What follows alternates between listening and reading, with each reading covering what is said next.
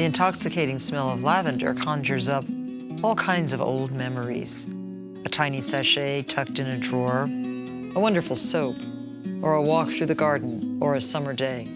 There's something mystical about this ancient herb. For thousands of years, it has cleansed, healed, and uplifted people. The Romans placed it in public baths to scent the water. In fact, the plant takes its name from the Latin word lavare, which means to wash.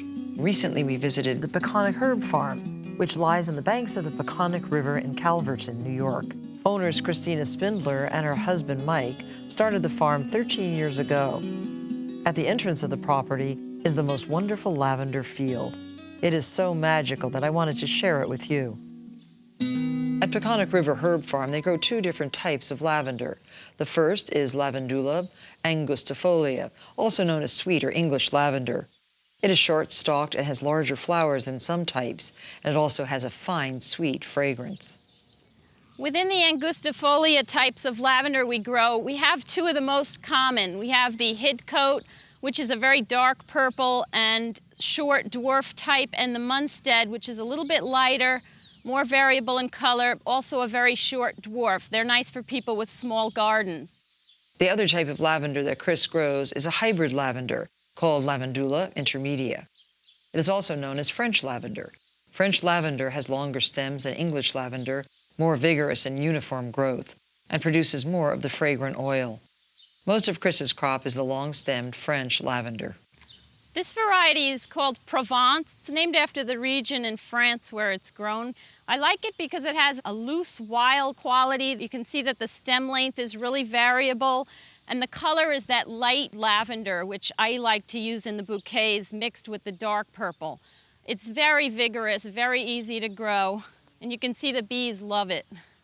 Just be aware that your lavender is going to attract a lot of bees. For us, that's good because we have hives and we have our own honey, so we like that.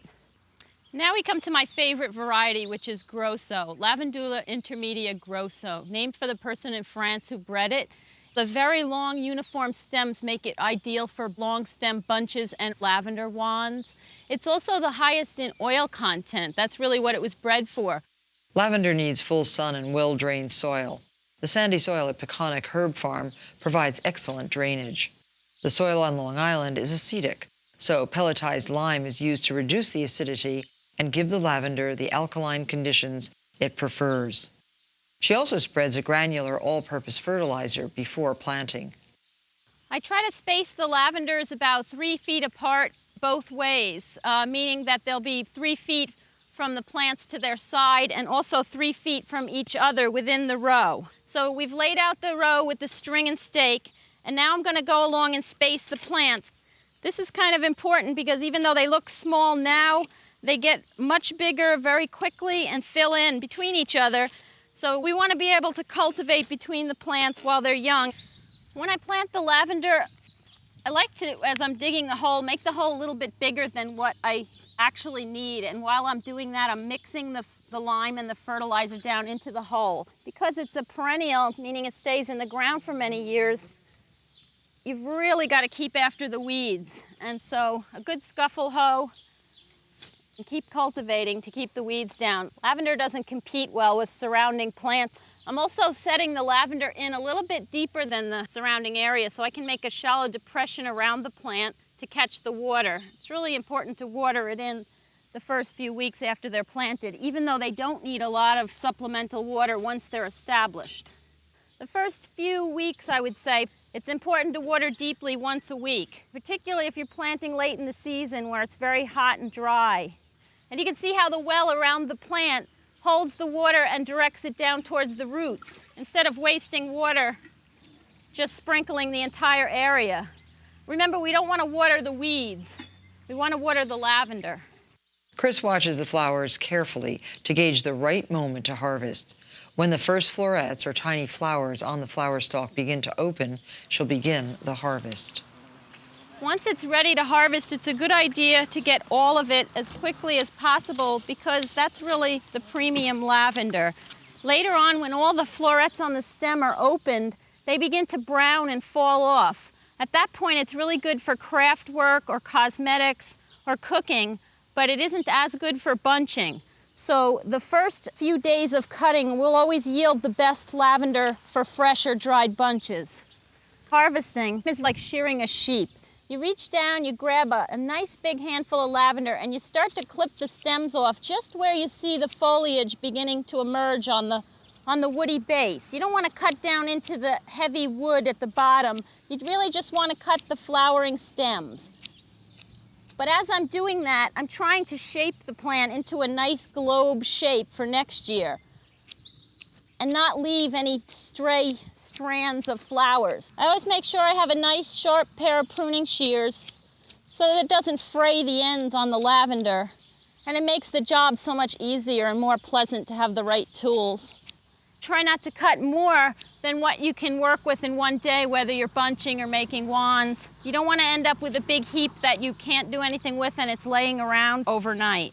The best time to prune lavender is just after you've finished harvesting. You can see that ideally you want to end up with a nice big globe shape. And so sometimes you may need to go in and cut some of the stems that have a kind of a wayward appearance or that don't fall within that globe shape. Don't worry if it looks very brown and bare at this point. That's very normal for this time of year. In the fall, it'll form a nice, neat gray mound of foliage, and that's the time you'll be taking cuttings if you want to propagate new lavenders. After the lavender is cut, it's taken from the field to a shady spot to be bunched and sorted. This is the most time-consuming part of the job. The harvest goes pretty quick, but the sorting and bunching takes a while. We'll actually separate the lavender into piles. There'll be almost an extra tall, medium, short, and even a mini bunch because they're all different lengths when you cut them. We like to make each bunch, though, weigh about 4 ounces. So every once in a while as you're bunching, you want to throw it on the scale, see how much it weighs, and so that they're all a uniform weight. You don't want to make your bunches too big and fat because there'll be so much moisture in the center of the bunch you could develop mold. And they dry down to about 2 ounces, so we like to make them fairly heavy and full to begin with. At that point, I'll straighten it up a little bit and trim the bottom to make sure all the ends are even. Then I use a rubber band to hold the stems together. I like a rubber band because it shrinks and tightens as the lavender dries. If you were to tie it with string, the lavender might shrink up too much and start to fall out of the string because we'll be hanging them upside down. After sorting and bunching, the lavender is taken to the second story of the barn. The barn is a perfect place to dry because it is warm, dark, and has doors at both ends that allow excellent air circulation. Here it is hung. In a few weeks, the lavender will be dry and ready to be sold. Peconic River Herb Farm is such a beautiful place. I have these lavender treasures to remind me of the day. To subscribe to Martha Stewart Living Magazine, please call our 800 number.